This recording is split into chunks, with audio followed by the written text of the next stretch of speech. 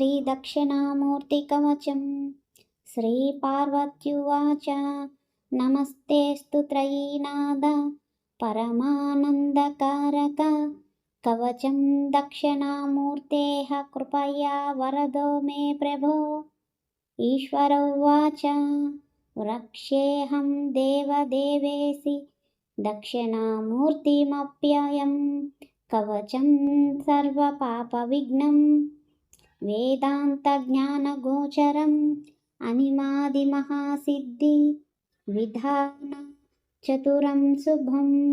वेदशास्त्रपुराणानि कविता तर्क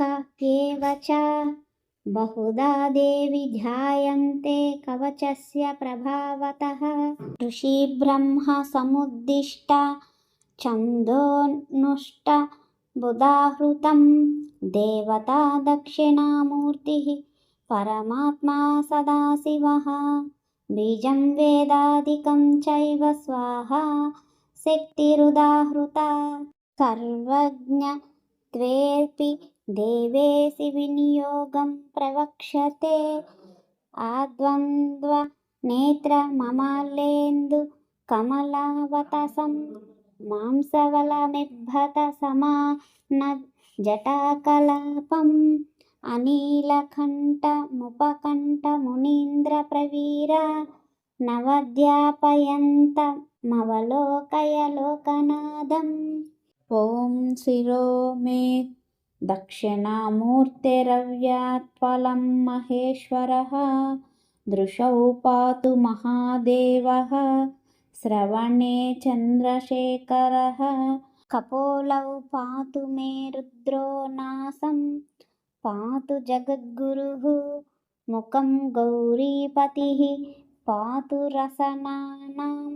वेदरूपधृतदशानां स्त्रीपुरध्वंसिन्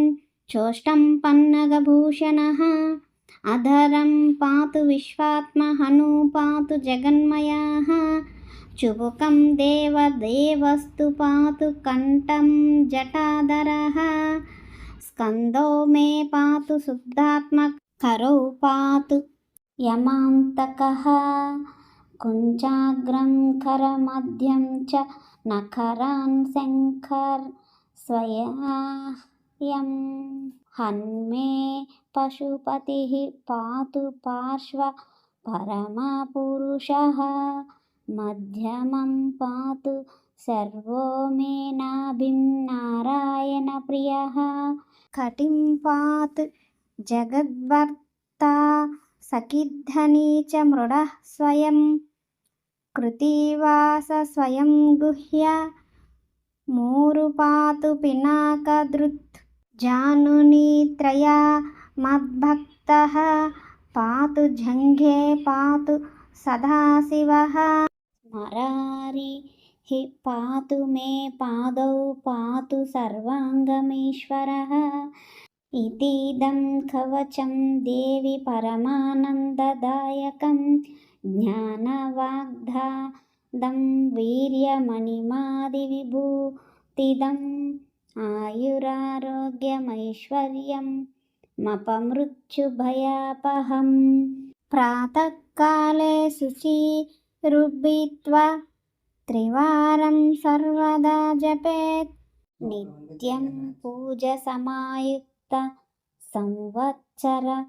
मतान्द्रितः जपे त्रिसन्ध्यं यो विद्वान् वेदशास्त्रार्थपारङ्गः गद्य पद्य तथा चापि नाटकाः स्वयमेव हि निर्गच्छन्ति मुख्याम्भोज तत्सत्यमेतान्न संशयः।